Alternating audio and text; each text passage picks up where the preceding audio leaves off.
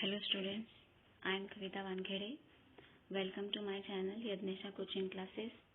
Today we will learn 5th Standard Environmental Studies Part 2 History, Lesson number 3rd, Life on Earth. Let's start the 3rd chapter, Life on Earth, यानी अर्थ पर जीवन. तो in this lesson we will discuss these points. First 3.1 formation of the earth यानी पृथ्वी का निर्माण कैसे हुआ. Second 3.2 beginning of life on the earth, earth पर जीवन की शुरुआत कैसे हुई. And third the animal world on the earth. यहाँ पर ये जो फॉर्मेशन दिया गया है, फॉर्मेशन मीन्स निर्माण, गठन. फर्स्ट पॉइंट स्टार्ट करते 3.1 फॉर्मेशन ऑफ द अर्थ यानी पृथ्वी का निर्माण कैसे हुआ. There are some questions we all wonder about. ऐसे बहुत से प्रश्न हैं जिनके बारे में हमें आश्चर्य होता है. For example, how did the earth on which we live come to be. जिस अर्थ पर हम रहते हैं वो अर्थ कहाँ से आई, कैसे बनी. व्हेन डिड दैट हैपन, और ऐसा कब हुआ, अर्थ का निर्माण कब हुआ. Was it always the way we see it today or has it undergone changes? और जो अर्थ हम आज देख रहे हैं क्या वो पहले से ही ऐसी थी या उसके अंदर कुछ चेंजेस हुए हैं. If it has changed, और अगर उसमें चेंजेस हुए हैं तो what exactly are those changes? तो वो चेंजेस exactly है क्या, है कौन से चेंजेस है वो जो उसके अंदर हुए हैं. इन सभी प्रश्नों के बारे में जब हम सोचते हैं तो हमें बहुत ज्यादा आश्चर्य होता है.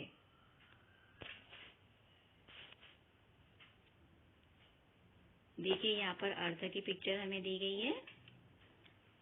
On the basis of scientific research, वैज्ञानिक रिसर्च के आधार पर, scientific research, it is now believed, ऐसा माना जाता है कि that around 4.5 billion years ago, 4.5 billion years ago, an enormous cloud of very hot gases and dust spinning at a great speed was formed in space.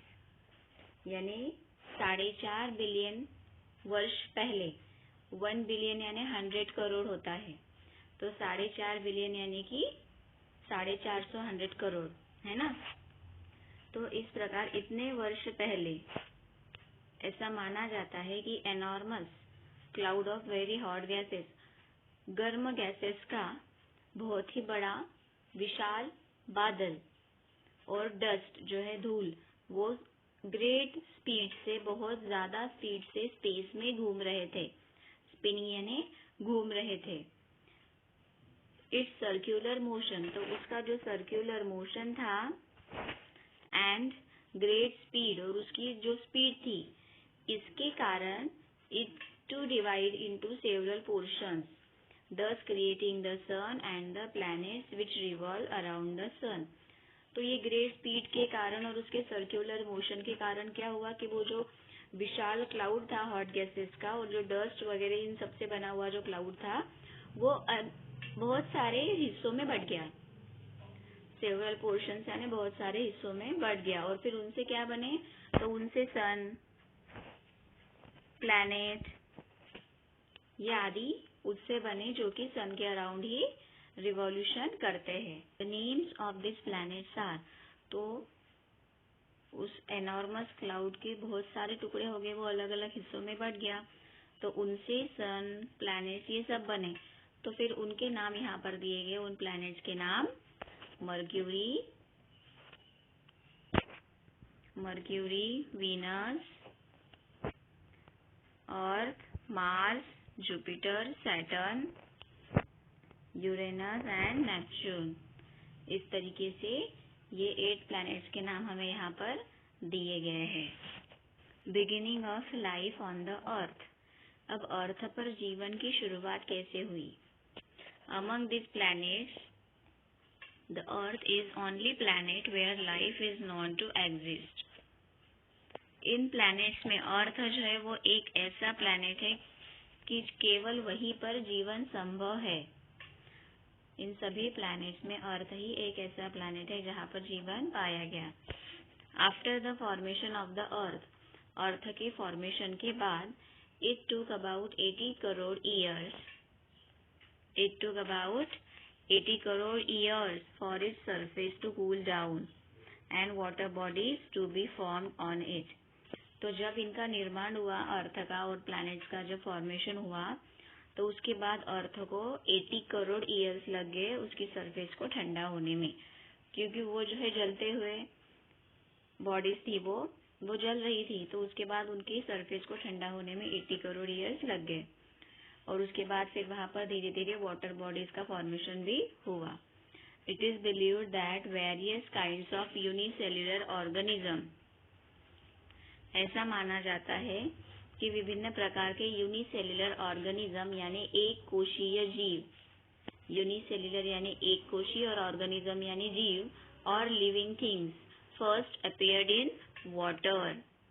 ऐसा माना जाता है कि सबसे पहला जो एक कोशीय जीव है वो कहाँ पर दिखा, सबसे पहले कहाँ पर उसका निर्माण हुआ, तो वाटर में। They are known as protozoa, और उसे कहा जाता है प्रोटोजोआ। जो पहला एक कोशीय जीव है उसे प्रोटोजोआ कहते हैं। सबसे पहले प्रोटोजोआ वाटर में ही उसका निर्माण हुआ है। Gradually multicellular living things developed from this unicellular ones, और फिर उसके बाद ये जो यूनिसेल्युलर ऑर्गेनिज्म थे उनसे फिर धीरे धीरे मल्टीसेल्युलर लिविंग थिंग्स का निर्माण हुआ।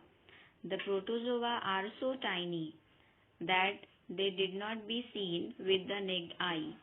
जो प्रोटोजोआ है वो बहुत ही ज्यादा टाइनी है, यानी कि छोटा सा है, जिसके कारण हम उसे हमारी आंखों से नहीं देख पाते। नेक्ड आई यानी कि खुली नंगी आंखों से हम उसे नहीं देख सकते।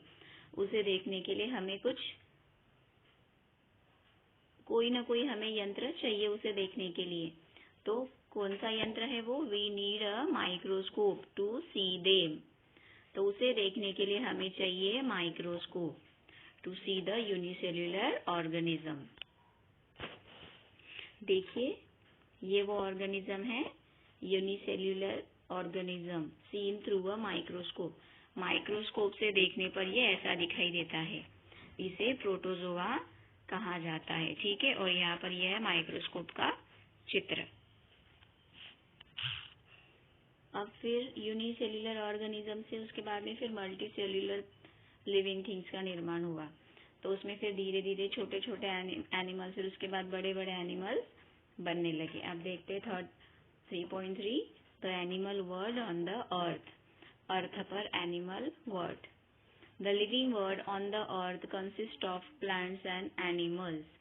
अर्थ पर जो लिविंग वर्ल्ड है उसमें प्लांट्स और एनिमल्स दोनों सम्मिलित किए गए हैं।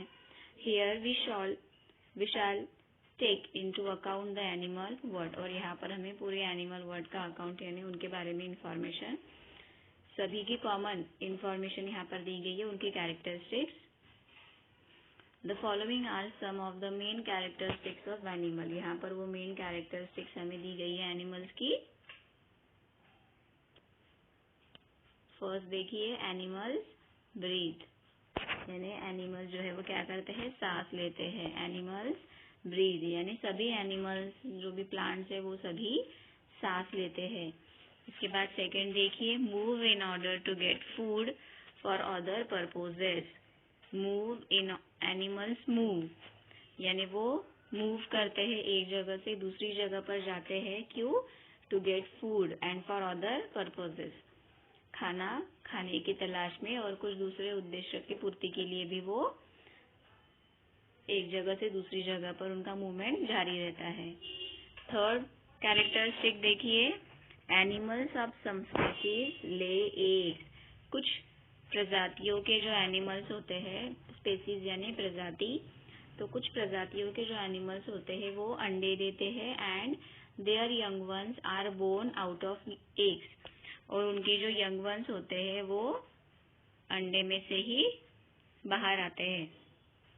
And animals of some other species give birth to their young ones, और कुछ प्रजातियों के जो एनिमल्स होते हैं वो उनके बच्चों को सीधा जन्म देते हैं, यानी डायरेक्टली जन्म देते हैं, अंडे वगैरह नहीं देते। इस प्रकार से हमें यहाँ पर एनिमल्स की 3 मेन कैरेक्टरिस्टिक्स बताई गई है जो कि कॉमन है।